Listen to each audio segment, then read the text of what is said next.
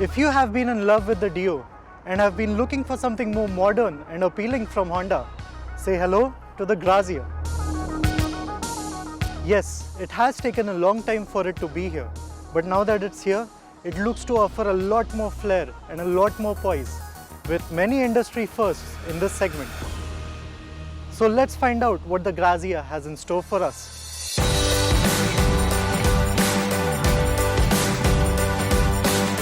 Honda has given the Grazia an edgy and sharp look.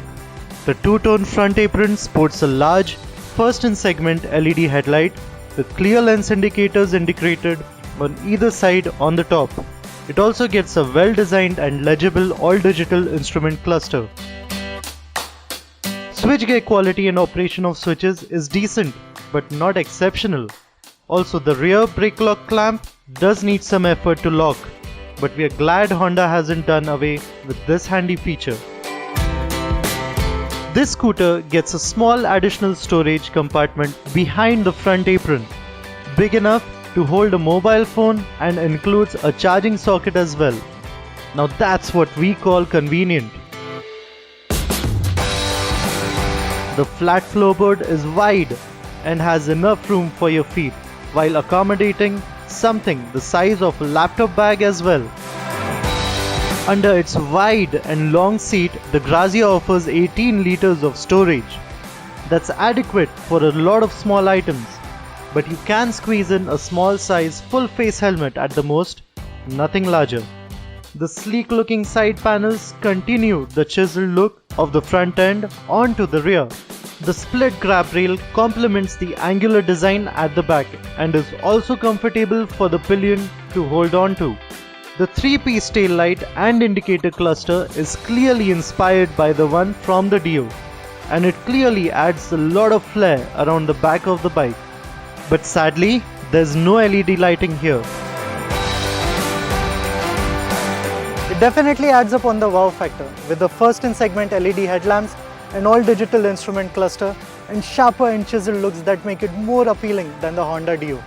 Add to that the ease of use of the mobile charging compartment and a dedicated switch placed next to the keyhole to open the seat. Also, the build and finish quality is admirable, which should prove to be reliable in the long run. But that's not all, it also steps up in other areas as it has a 125cc engine. The Grazia is Honda's second 125cc scooter in India and feels refined in Honda typical manner. The tried and tested engine derived from the Activa 125 makes similar power figures as well. Off the line, the Grazia pulls off strongly. No matter how much you twist the throttle, push it too hard on the open highways and the Grazia starts feeling a bit out of its comfort zone. Honda claims that the Grazia can manage a fuel efficiency of 50 kmpl, which should help you cover over 250 kilometers on a full tank. Well then, the Grazia does feel very familiar as it's more responsive from the low to mid-range, which should make overtaking less of a hassle.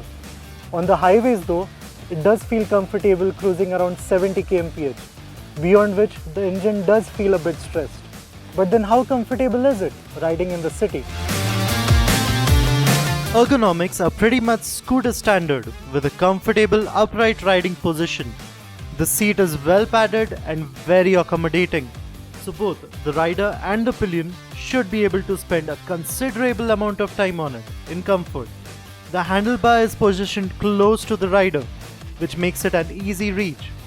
However, taller riders will have the bars hit their knees when taking sharp turns, a problem faced on the Dio as well.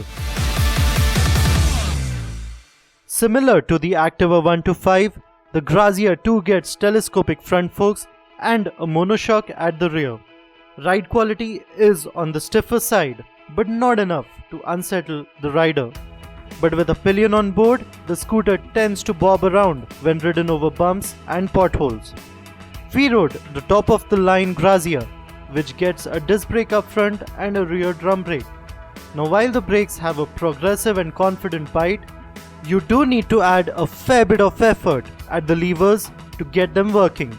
But that aside, the safety net of Honda's combined braking system, which is available as standard, will come in handy for both new and seasoned commuters. The Grazia gets 5-spoke alloy wheels finished in black and shod with tubeless tires from either Seat or MRF. Our test bike came equipped with MRF rubber, and the grip on offer was enough to tackle some hard braking. The rear wheel at 10 inches is standard for Honda scooters, while the larger 12-inch front wheel provides stability through quick turns and even over bad sections of tarmac. Is this the scooter for the young folks? No, wait, let me rephrase that. Is this the scooter for the young-hearted? To put it out very clearly, the Grazia follows the template of a Honda scooter. The added performance from the 125cc engine feels useful if not peppy, and the added new features make it more practical. The sharp looks and the LED headlamps heighten the wow factor, so it may not be out and out exciting, but it does come across as a sensible and exciting product for the young-hearted.